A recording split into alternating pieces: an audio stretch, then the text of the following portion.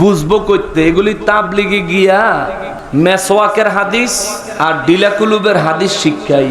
তো ফসরাব খানাত গিয়া ফসরাব কইরা এরপরে ডিলা লইয়া বাইরে বারইয়া পকেটের তেনে মেসওয়াকটা লইয়া এক হাত দিয়া গিটার বক্স ধরে রাখে আর এক হাত দিয়া আবার ইমাম সাহেবরে দেখলে কয় আসসালামু আলাইকুম হুজুর ভালো আছেন নি। এই ব্যাক কলে ইস্তেনজার আদবটা পর্যন্ত জানে না। আপনি ইস্তেনজায় গেছেন, যতক্ষণ পর্যন্ত ইস্তেনজার কাজ শেষ করে পানি খরচ করে পবিত্র হইয়া না বাইরিবেন ততক্ষণ পর্যন্ত ইস্তেনজা ছাড়া আর কোনো কাম আপনার লেগে জায়েজ নাই। খালি নিঃশ্বাস নিবেন আর ছাড়বেন, আর কোনো কাম করতে পারতেন না। কথা কন চলতো না, দোয়া পড়ন চলতো না, জিকির করন চলতো না, কাউরে সালাম দেওয়ন চলতো না, কেউ সালাম দিলে জবাব দেওয়ন চলতো না। এক কথায় হিয়ানো খালি নিঃশ্বাস নিবেন, নিঃশ্বাস ছাড়বেন আর মনে মনে ইস্তেগফার করবেন।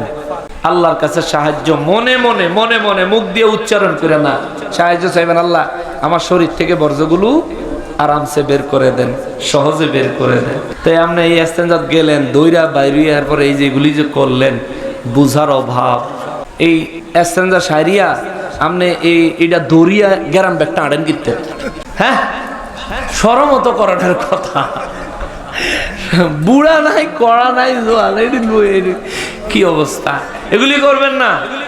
40 কদম হাঁটন দরকার।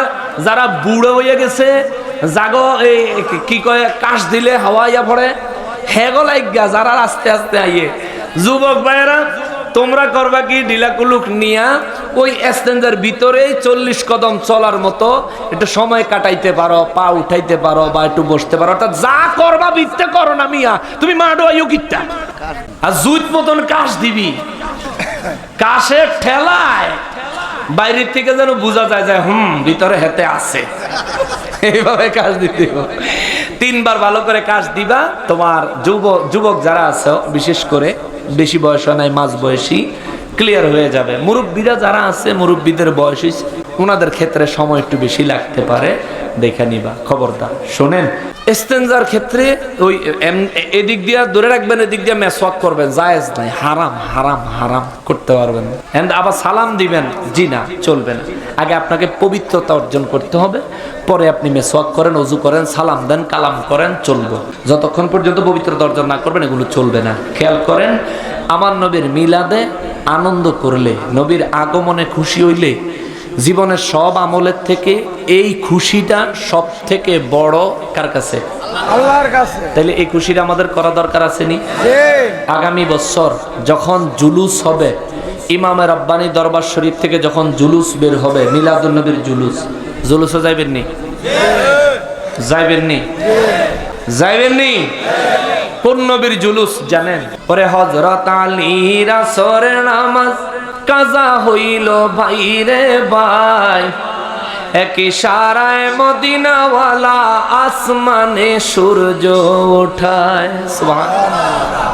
একমাত্র নবী যিনি উল্টো পথে আল্লাহর দেওয়া ক্ষমতায়, আল্লাহ দেওয়া পাওয়ারে উল্টো পথে সূর্য উঠায় আসরের জায়গায় থামাইছে। আলী রাদিয়াল্লাহু নামাজ পড়ছে। ওরে মাটির দেশে থাইকা নবী, ওরে মাটির দেশে থাইকা নবী, আসমানেতে হাত বাড়ায় গায়েব খবর দেনেওয়ালা এলো রে মক্কায়। বলেন গায়েব খবর দেনেওয়ালা এলো রে, রহমতের দয়াল নবী এলো রে ধরায়, রহমতের মায়ার নবী এলো রে যার নাম শুনিলে চমকে উঠি, নাম শুনিলে চমকে উঠি, দিল বেকারার হয়ে যায়। গায়েব খবর দেনেওয়ালা এলো রে মক্কায়, বলো গায়েব খবর দেনে। আল্লাহ কবুল করুক, আমিন। আর জোরে কোন আমিন। হুজুর বসে আছে, কথা লম্বা করা যাবে না, করছি না। শোনেন, নবীর আগমনে আনন্দ করার নির্দেশ দিয়েছেন কে? আল্লাহ। আল্লাহ। এই আনন্দ করলে কি লাভ হইব? সারা জীবনের সব নেক আমলের থেকেও উত্তম একটা নেক আমল অর্জন করা যাবে। আল্লাহ তাআলা আমাদেরকে দান করবেন। মিলাদুন নবী সম্পর্কে আরো যত প্রশ্ন আছে, ও একটা কথা কইয়া দিই, আমাদের দেশে ইদানি বুঝাইছে আপনার মিলাদুন নবী সম্পর্কে মুসান্নাফে আব্দুর রাজ্জাক থেকে ওই ইহুদিদের জন্য নবীজি একটা হাদিস বয়ান করছেন যে তোমরা তোমাদের যে কোনো দিনকে, যে কোনো মাসকে নিজের মন গড়া মতন ঈদ বানায়ও না। ইহুদিদেরকে আমার নবী বলছেন কথাটা, ইহুদিদেরকে, এটা মুসলমানের জন্য না। আবার এই হাদিসটা রজব মাসে ইহুদিরা সারা মাস রোজা রাখতো, রজব মাস শেষে নিজেদের মতো একটা দিন নির্ধারণ করে তারা ঈদ করতো। তাহলে এই হাদিসটা রজব মাসের হাদিস, এই হাদিসটা ইহুদিদের জন্য হাদিস।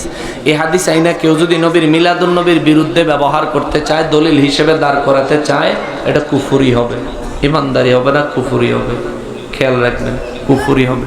মিলাদুন নবী সম্পর্কে যত ধরনের প্রশ্ন আছে সমস্ত প্রশ্নের উত্তর এই কোরআন শরীফে একটা একটা করে দলিল দিয়ে দেওয়া যাবে ইনশাআল্লাহুল আজিজ।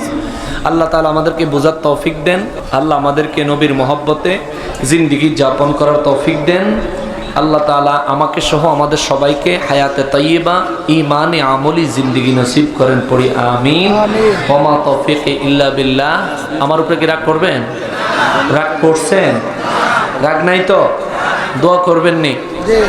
দোয়া করবেন নি? আমি আপনাদের দেশের ছেলে, আপনাদের দেশের ছেলে। আমার বাড়ি হচ্ছে শ্রীপুর। এই শ্রীপুর মাওলানা মাসুদ হুসাইন আল কাদরি সাহেবরে চিনেননি? উনি আমার দাদা হয়। আমরা প্রতিবেশী হিসেবে দাদা, রক্ত সম্পর্কে না। আমাদের বাড়ি হুজুরদের বাড়ি, পাশাপাশি বাড়ি। তো নিজের এলাকায় আসার সুযোগ পাই না, সুযোগ খুব কম হয়।